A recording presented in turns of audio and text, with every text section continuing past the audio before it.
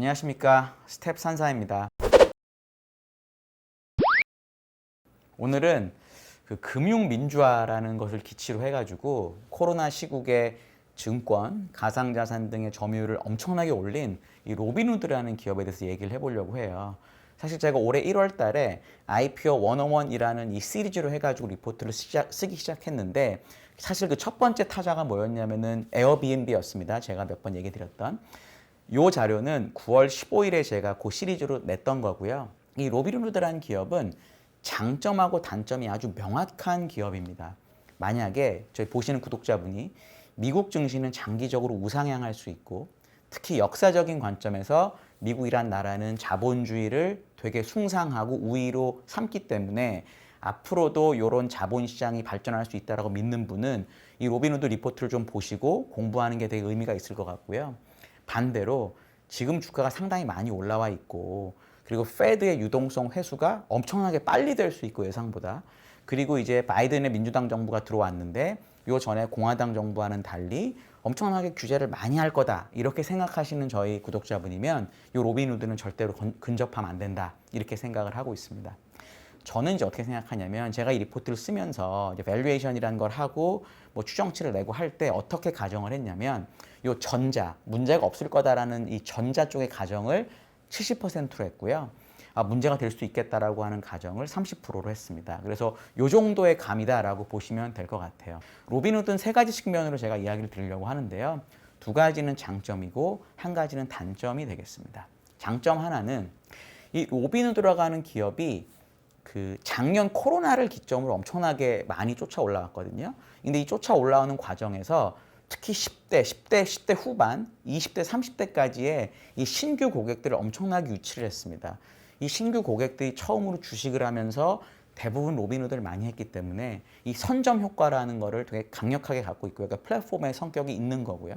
두 번째 장점은 플랫폼인데 이 MAU, 그러니까 Monthly Active User라고 하죠. 실제로 쓰는 사람들의 이 MAU당 시가총액이 훨씬 더 빠르게 올라갈 수 있는 가능성 있는 플랫폼입니다. 그래서 MAU도 늘어나는데 그 MAU당 시가총액도 빠르게 늘어날 수 있는 장점이 있는 거고요. 단점은 이 회사가 매출의 80%를 PFOF, Payment for Order Flow라는 걸로 돈을 법니다. 그러니까 수수료를 안 받는 대신에 이 내역을 뭐 하이 프리퀀시 트레이더나 마켓 메이커들한테 제공하고 스프레드를 먹는 거거든요. 근데 이게 이제 규제에 노출될 수 있다는 우려가 있는 게 요게 약점입니다. 그래서 이 부분을 잘 생각하시고 하셔야 되고요.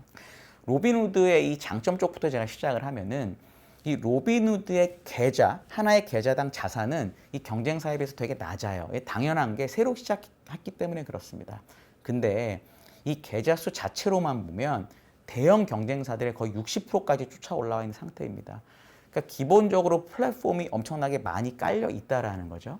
이게 결국 선점 효과를 증명하는데, 결국 이 선점 효과를 누군가가 이겨내려면 어떤 일이 있어야 되냐면, 이 선점 효과를 만든 로빈후드보다 훨씬 편한 뭐 인터페이스가 있거나 가격이 정말로 싸야 돼요. 근데 이미 로빈후드는 거래하는데 돈을 전혀 받지 않습니다. 주식이든 옵션이든 뭐 크립토, 그러니까 가상화폐 등 간에 돈을 받지 않아요.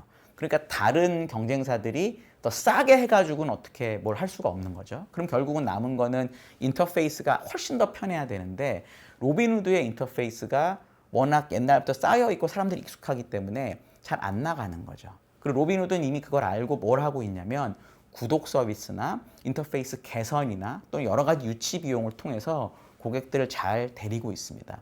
이게 숫자로 어떻게 확인이 되냐면, 2019년부터 로빈후드가 이 IPO 자료에 보면은 로빈후드가 신규 고객 1명을 유치할 때 들어간 돈의 데이터를 줬거든요, 비용을.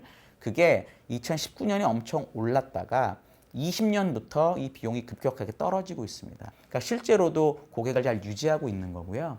이 선점 효과는 이 매출에도 되게 긍정적인 영향을 줍니다. 왜냐하면 지금은 로빈후드의 계좌당 매출이 되게 낮아요, 자산이. 왜냐하면 젊은 사람들이 많이 하니까 돈이 많을 수가 없어요. 너무나 당연하거든요.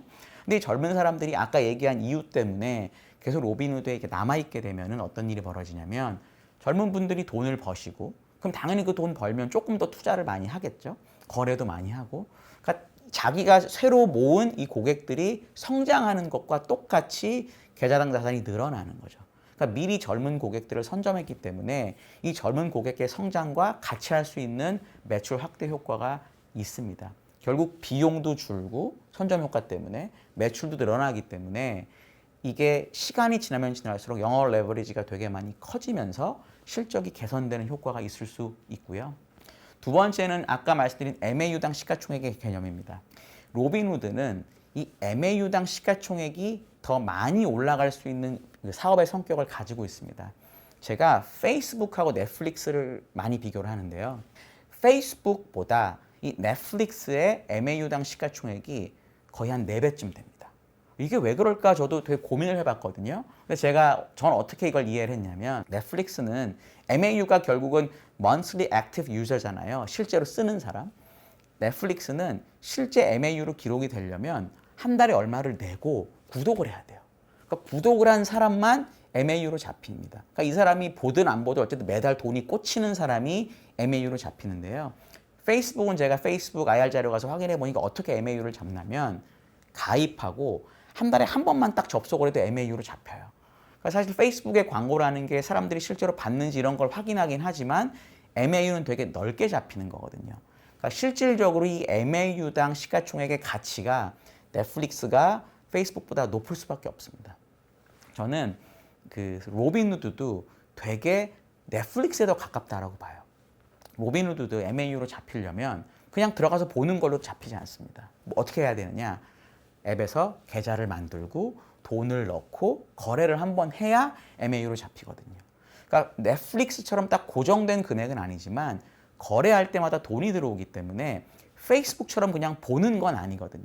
그러니까 결국 이 로빈후드의 플랫폼의 가치는 일반적인 트위터, 페이스북과 같은 그냥 SNS보다는 구독형에 가까운 넷플릭스에 훨씬 더 가깝게 봐야 된다고 저는 봐요. 그렇기 때문에 이 MAU당 시가총액에 올라가는 속도도 이 로빈후드가 빠를 수 있다고 저는 생각을 합니다. 세 번째 이제 규제 얘기는 제가 안 할 수가 없는데 이 게리 갠슬러라고 하는 SEC 의장이 8월 달에 어떤 얘기를 했었냐면은 이제 그 PFOF에 대해서 우리가 좀 연구를 하고 나한테 보고하고 이렇게 해라라는 얘기가 나왔어요. 그날 제가 기억하기로는 이 로빈후드 주가가 거의 6% 정도 빠졌습니다. 이게 왜 당연히 문제인 게 이 80%의 매출이 PFOF에서 나오기 때문에 정말 만약에 정부에서 이거를 뭐 규제하거나 하면은 로빈후드는 이제 공짜로 거래를 못 하고요. 왜냐하면 자기들 비용이 있으니까 뭔가 돈을 받아야 돼요, 고객한테. 그러면 제가 아까 말씀드린 싸다라는 거, 익숙하다라는 장점이 없어지니까 문제가 있겠죠. 그럼 이제 게리 갠슬러가 어떤 사람인지 좀 생각을 해봐야 되는데 이분은 2021년에 새로 SEC 의장이 됐습니다.